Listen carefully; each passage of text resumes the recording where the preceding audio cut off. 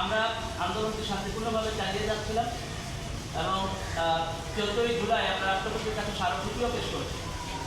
এরপর তৎকালীন প্রধানমন্ত্রী প্রেস ব্রিফিংয়ে শিক্ষার্থীদেরকে রাজাকারের বাচ্চা নাতিপুতি বলে ব্যঙ্গ করেন, উপহাস করেন এবং আন্দোলনকারীদের জন্য এটা ছিল অত্যন্ত দুঃখের এবং ক্ষোভের।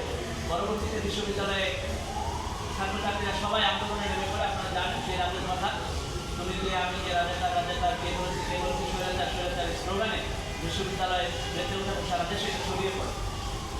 এই প্রেক্ষিতে আমি বলেছিলাম যে আওয়ামী লীগের সাধারণ সম্পাদক ওবায়দুল কাদের, ছাত্রলীগের সাদ্দাম এবং স্বয়নেরা শিক্ষার্থীদেরকে বলে যে এই আন্দোলন দমাতে ছাত্রলীগই যথেষ্ট, 5 মিনিটের মধ্যে বুদ্ধিলে উড়ে যাবে, তারপর হলো যে সব কিছু মনে রাখা হবে, এই ধরনের হুমকিমূলক কথাবার্তা বলে এবং তারই প্রমাণ পাওয়া যায়।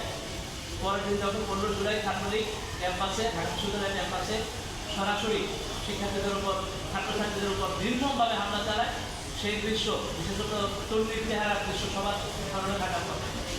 এই সকল দৃশ্য এবং এর পরের দিন যখন বিক্ষোভ কর্মসূচি রাখা হয়, আপনারা জানেন তার মধ্যেই সারা দেশের বিক্ষোভের মধ্যেই 6 জন কিন্তু শহীদ হয়। আবু সাইদ সহ চট্টগ্রামের ওয়াসিম শান্ত সহ 6 জনকে পুলিশ বিনা উস্কানিতে গুলি চালায়।